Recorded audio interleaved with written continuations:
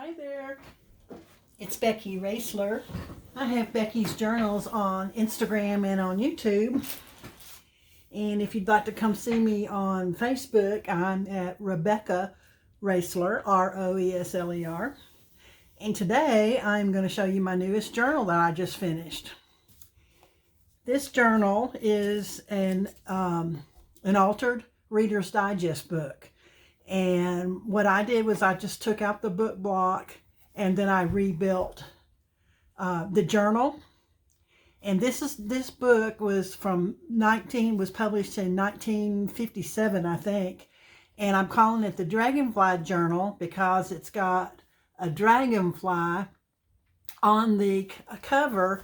And if you'll notice, there's an original illustration on the original cover of the book. This one is 2 signatures. I have a 2 1/4 inch wide spine on it. It is the standard Reader's Digest book, which is 7 3/4 inches tall and 5 1/4 inches wide. And this one, see how packed it is?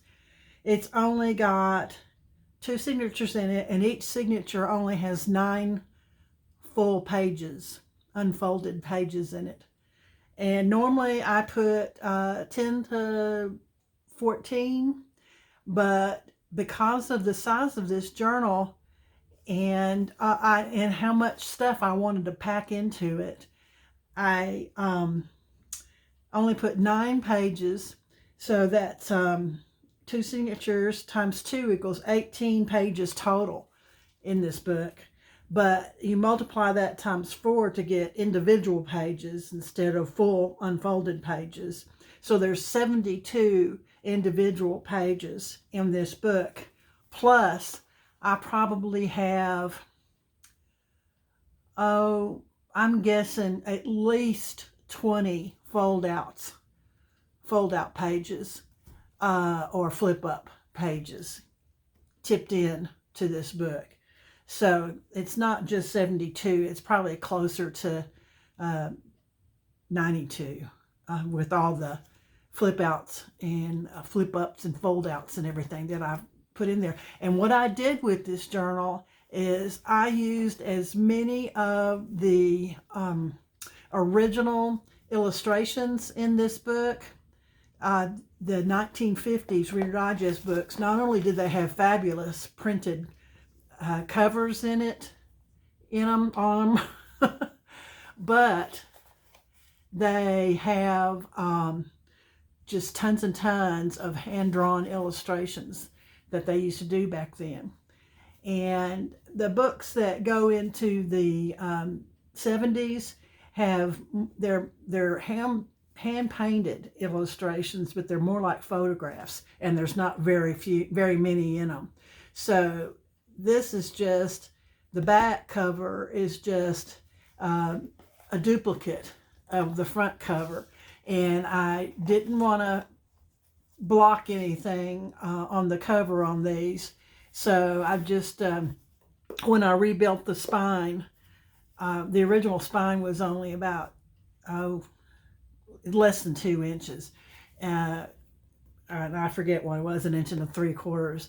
But when I rebuilt the spine and then I covered it, this fabric is dark green, and in the photographs that I've taken, it looks black, but it's really dark green with pink flowers on it. And then this is the original cover. And then all I did for the front was put a little handmade label for journal, and it's lace with the checked fabric, then some green patterned paper, and then the journal printout on green paper. And the back, the tie on it is run through 2 grommets in the back, and then run around and tied in the front. So I'm going to show it to you. I love this journal. I had the best time making it, but it got pretty pretty big. You can see it's a little bit of a gator mouth, but not too bad. I've done some a lot worse, but if you squeeze it, it shuts closed. Like I said, there's a lot of the original illustrations in this, and so here we go. When I cut the book block out, the spine that was in it was not very sturdy, and it started to split. So I went ahead and cut the original spine out completely rather than just reinforcing it. And what I did with that original spine, and here it is, Volume 2, 1957, and the list of books that were condensed to put in this one. I just made a bookmark out of it. I just covered the back because it's pretty thin, even though it's vinyl or leather. But and so the adventure begins, and I've just got some other handmade ephemera made with cardstock, scrapbook paper, and I left them so there's room to add all you want, writing space and what have you on them. And that's the way I did a lot of the ephemera that I put in here. I didn't use a lot of store-bought or anything. I make most of mine. And let's get someplace to prop that up there so you can see it. Okay. This side is the original cover page of the book that just says where it's from. I included the original cover side, and I've got 4 more Reader's Digest books that I'm altering that I'm going to be making, and when I can, I'm going to be including the original cover page with a lot of lace and stuff on it, and also I'm going to be including the original table of contents, which is on this page, which says which books were in it. This page also has the first of many flip outs, and it's got writing space. I've tried to put as much writing space, or if you didn't want to write in it, you could put your own ephemera or photographs, or just whatever you want to keep, keepsakes, different things. Here is one of the original illustrations. It's small. Can you see that? It's people sitting in a park.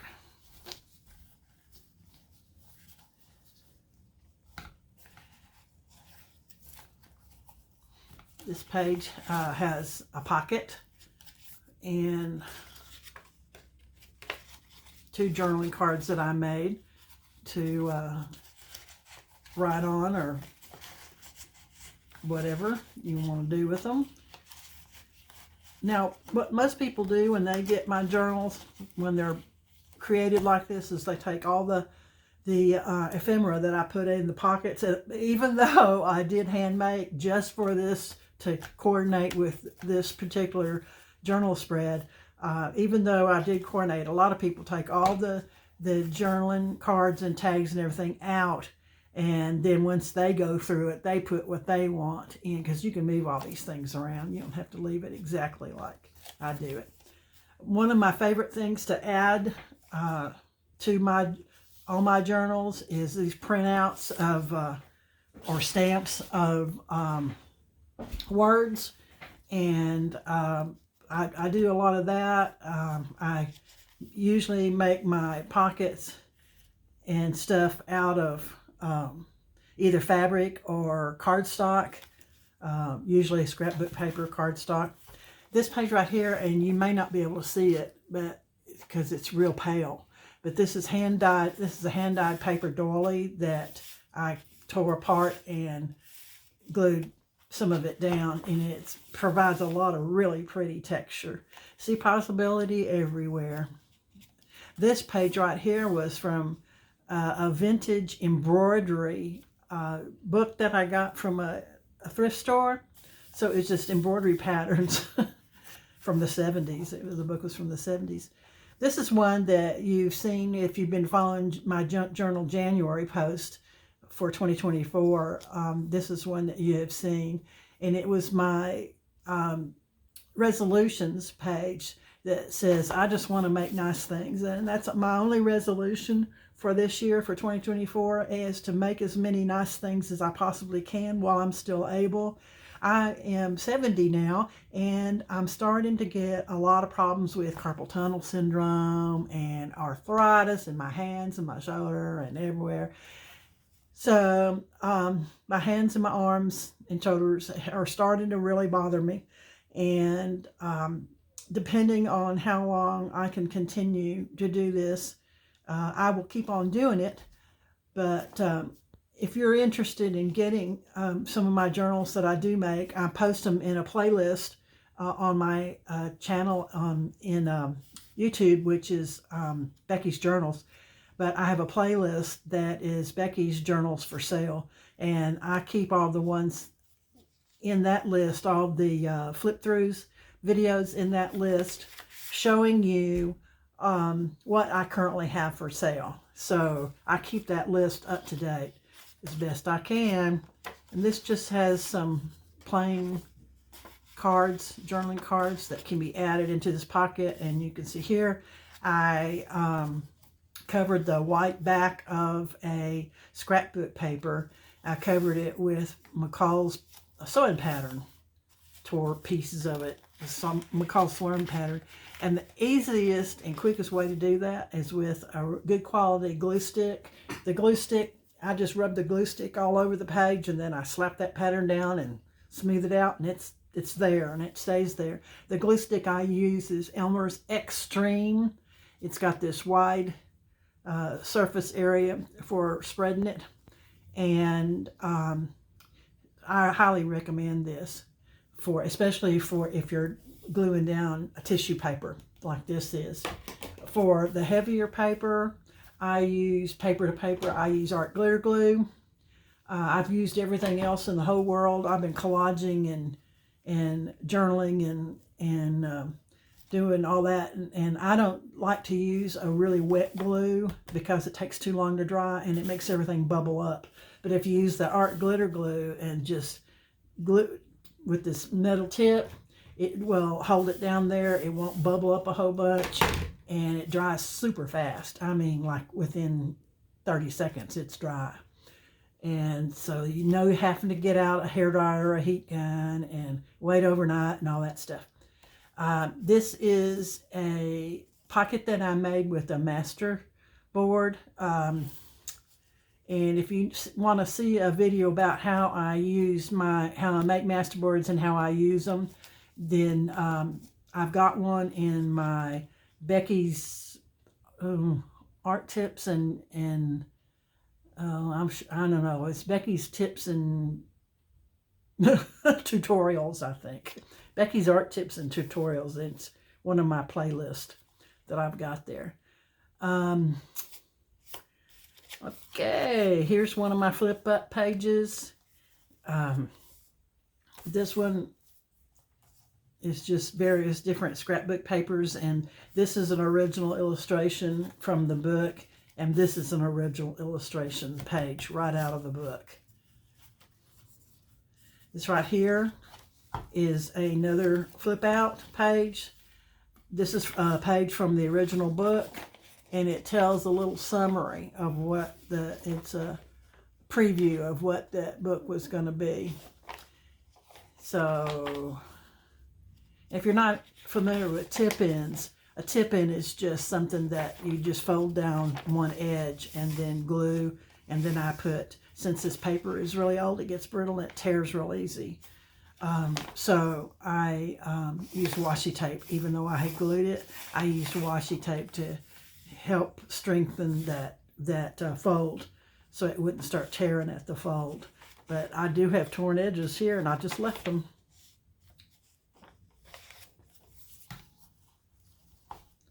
This is from a vintage piece of sheet music. This is stenciled. Lots and lots of lace and fabric and textiles. Another original illustration. Lots of room for writing. Lots of room for writing. This is fabric, layered of different types of fabric, and this is the only thing that's paper in this little collage. There's 1, 2, 3 types of fabric, and then that little paper flower. And this was the original. This is how the scrapbook paper had this design on it. You'll be seeing this in my Junk Journal January post coming up in the next week or so. Got lots of lace on the sides, and I've made fabric and lace tabs that go throughout. There's one right there, and here's another one. This one I didn't do a lot. This was a pre-made piece of ephemera that I had that I used as a corner tuck. And I didn't add anything to it. It was pre-made just like this, so I could use it as a journaling card, or I could use it as a corner tuck or somehow. And this is an embossed journaling card that I have not decorated yet. And, you know, I've tried to put as many undecorated cards as I could. But sometimes I just have to decorate a journaling card or tag specifically for the page spread. Here is another fold out there with a writing space here and a writing space there and writing space here. This is an original illustration, and this is an original illustration from the book. Then I have a fabric little tab right there on the inside of that.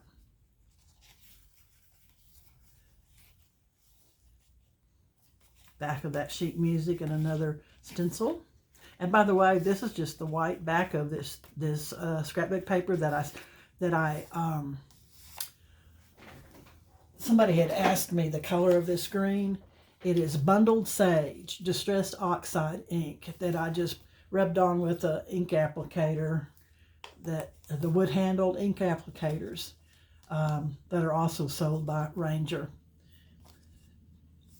And then I just lightly stenciled the back, and I lightly inked the back of the page first, and then I put the stencil over it and put a lot of heavier layer of the same ink color on top of it, and that's how it came out. Here is a belly band that is covered in lace, and 2 journaling cards that don't have anything decoration on them yet. I just like the way they looked in this. This is one of the original illustrations from the book. Here is another original illustration with the sewing pattern collaged on there, a little bit of lace on the side. And this is one of my hidden paper clips. I decorate both sides of my hidden paper clips, and then I put a crochet piece of old crochet that I cut up as a tab down there. And here is a journaling card that I started but has not been finished yet. And that is for the next person to play with. Here is the other side of that hidden paper clip and what the crochet looks like on that crochet tab. I put another little piece of crocheted lace on there, and then this is new, it's not old, it's a postcard that I bought a bundle of postcards, new postcards made to look old off of Amazon, I think.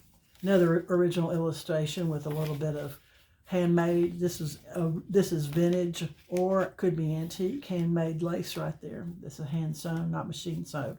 Same thing with this little crochet. It's handmade, it's not machine made. This one is machine made. Here is another corner tuck, some journaling cards. Back's left plain for addition of your own things. Another flip out. There's that. This has got a little piece of fabric right there, and this hinge I made with fabric. That hinge that you see right there is fabric. writing spot, an original illustration there. On this side, I made another little collage, which is the fabric, back part of that fabric hinge that I folded over the page and glued it down, and then a paper stamp and a little piece of one of my favorite crochet pieces. And another one of my favorite things to put in journaling, journal books is my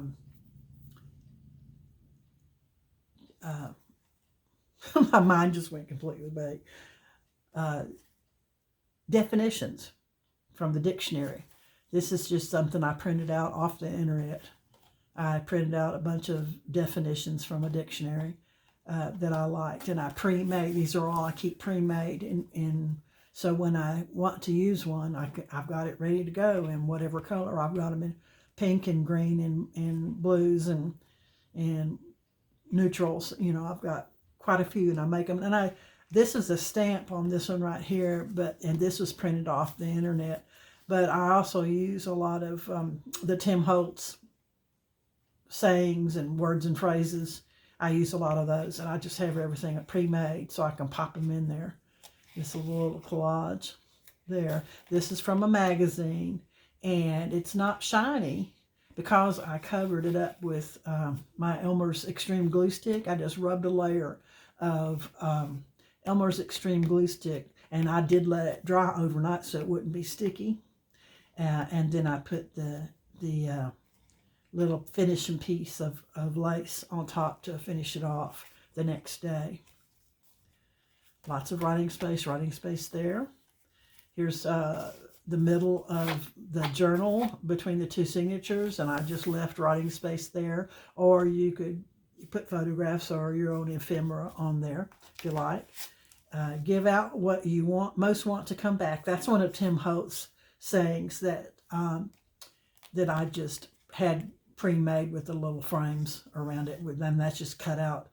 I just glue them onto scrapbook paper and then cut that out, and I'll have a whole bunch of them on one piece of scrapbook paper, and then I'll cut a bunch of them out. Then I'll take those and ink them up, and then glue that. You know, once I've cut it down to the right size, I'll glue that on another sheet of paper that I have to make it be 3 layers there. Here's some more journaling cards that I made that are ready to have any additions or writing ready for them. And that is the cover of the second. Here's another flip out, an original illustration from the original book down there. This is a fabric background on top of cardstock, pattern cardstock.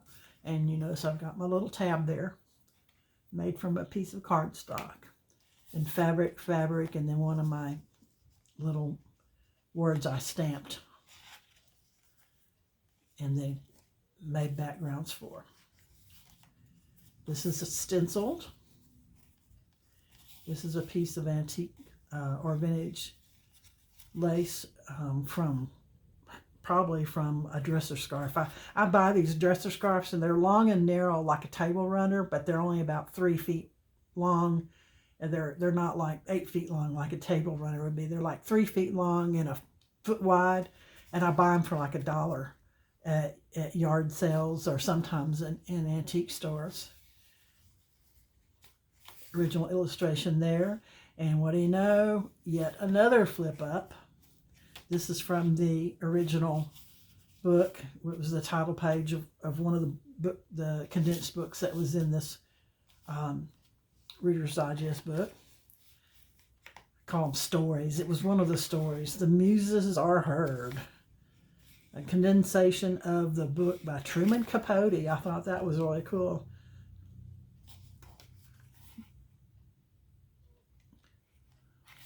This is the tab is made of fabric.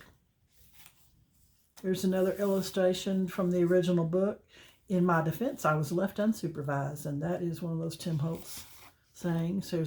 I guess that you would call this a tuck spot. This is a vintage a vintage postcard from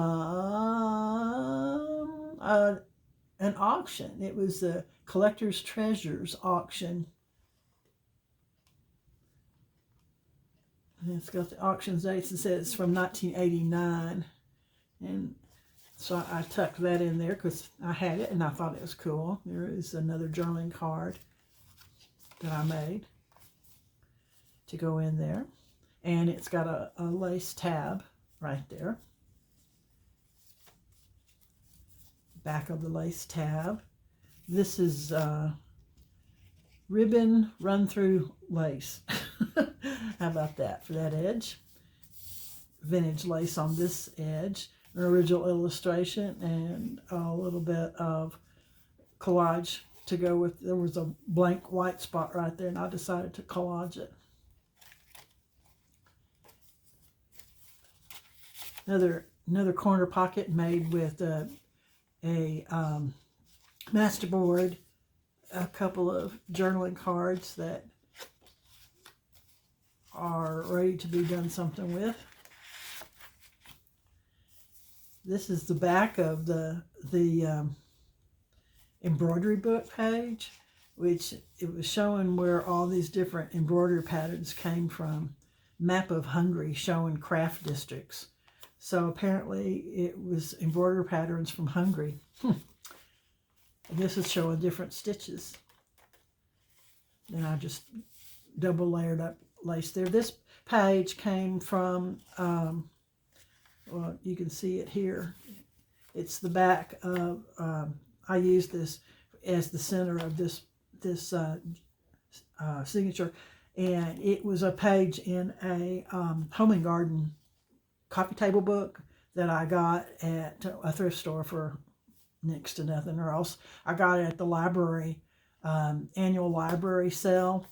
Here in my small town, we have an annual library sale, and you can pick up big books for $1 a piece or whatever. And so that's one of them. And this one happened to be a garden scene, and it has a flip out made with writing spots there and there.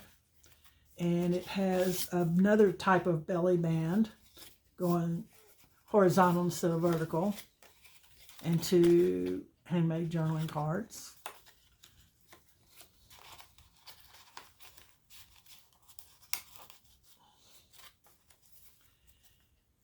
Another original illustration. That is a sticker of some birds, and I don't know if you can see it, but there is some lace that goes up here and gives a swirly kind of decoration to it. Live simply, give generously. Thank you, Tim Holtz. Back of that needle thing in the Hungary. Nice little collage that I made here. And I used lace, and then vintage Monopoly money. And this is from a magazine here. This is a stamp. Life is about using the whole box of crayons. That is a stamp that I got at my local charity shop. I got it for like 50 cents. I just love it. And I think that saying is so appropriate for people who have an artistic nature like you and me. You know, you may not consider yourself an artist, but you definitely, if you're making these junk journals and you're doing any decorating, man, you're creating, and I hope that you enjoy it. I don't buy any printables. I see a lot of them that I just love, and I would be tempted to buy them if I wasn't so old. You know, if I planned on making a ton more of these, but my days of creating these are limited. I have to face that fact. So I just make my own stuff and with the stamps, and don't use printables. But if I had a better printer, if I had a laser printer, or at least a better printer than the one I've got, which is about 15 years old, I definitely would use, or if I was doing these to sell and was making just a ton of them. As it is, I make about one a month. Is about all I can handle. and I work on them a little bit every day for my mental health. It is the one thing that keeps me halfway sane. I won't say all the way sane, but halfway sane. Got to do it for my mental health. I've always been an artist, and there was a day when I sold a lot of stuff and painted a lot and painted a lot of paintings and sold them. And my days of doing that, and it's, you know, it's hard work to make it a business. And to tell you the truth, anybody who's doing this should be doing it for the love and enjoyment and peace of mind that it gives you, not with the idea that you're going to make any money off of it, because not in a million years will you ever make back that you won't ever be paid for your time that you spend at this. Because each one of these spreads probably takes me 2 hours to do, no matter how little I do on each one. Here's another flip up. So you're never going to be paid for your time. That's a fact. And even though you can get a lot of the materials for free or very inexpensive, your time is valuable, and the time that you put in it, you will never be paid. It's just the way it is. When you create things and try to sell, because everything's sold online now, and you got to pay such a high percentage. Generally, if you're selling on Etsy or eBay, or even if you're selling on craft shows and things like that, you're going to have to pay a pretty good sized percentage, and I would say no less than 20%, maybe as much as 30 or more % of your total sale.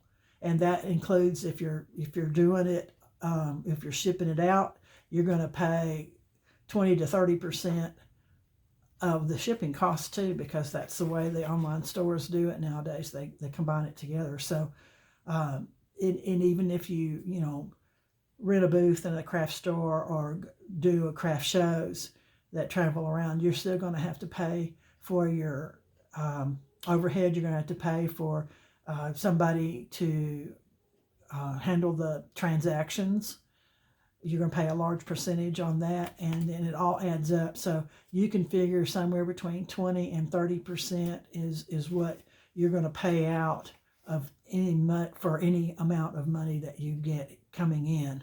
You're going to pay out 20 to 30%, usually up front, of the total sale, including the shipping cost or whatever, taxes and whatever. You're going to pay 20 to 30% of the total sale is going to go to people who are collecting fees.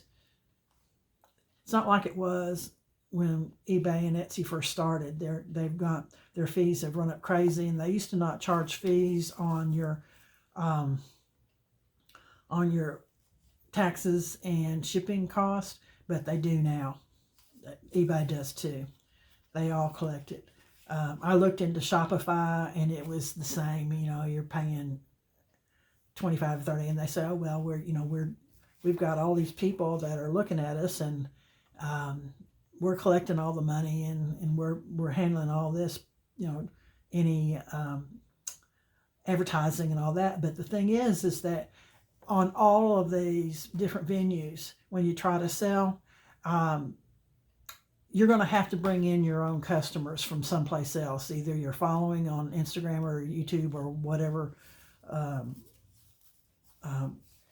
online presence, or somehow some people who are artists give classes, and they get a lot of buyers from their classes. So you're going to have to direct traffic yourself to whatever shop you have set up.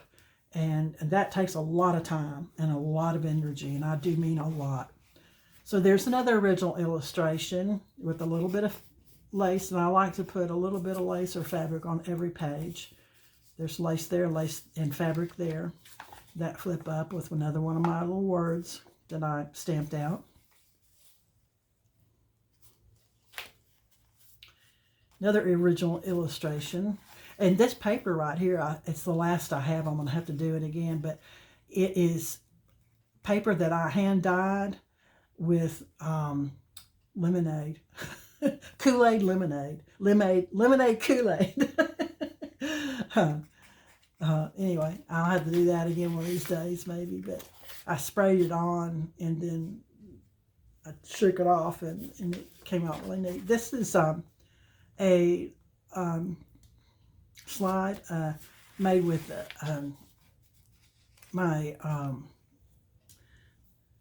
let's see, I have a Big Shot switch machine that cuts out, die cut.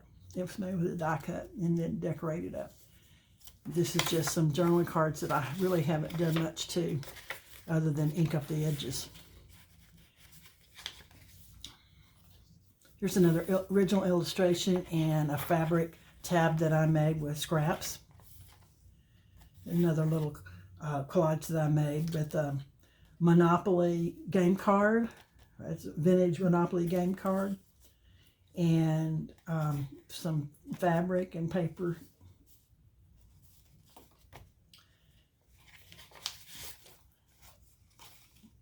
This is wallpaper border that I turned into a journaling card.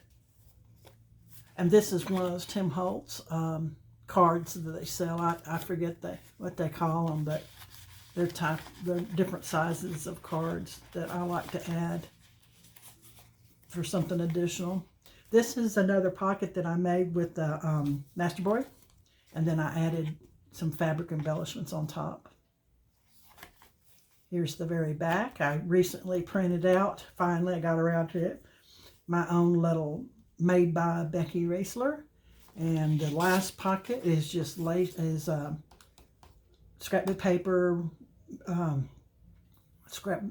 cardstock paper, covered with a piece of lace, and there you see where the ribbon runs through the back, and some journaling cards that I put in there that I made. Thank you so much for watching. Be sure and like the video or give it a thumbs up if you got some good ideas that you can use in your own journals. I appreciate it, and I'm glad to share with you. Let me know what you think. Your comments are important to me because it makes me want to keep doing more, and it gives me the enthusiasm to share it, because personally I don't have anybody in my whole life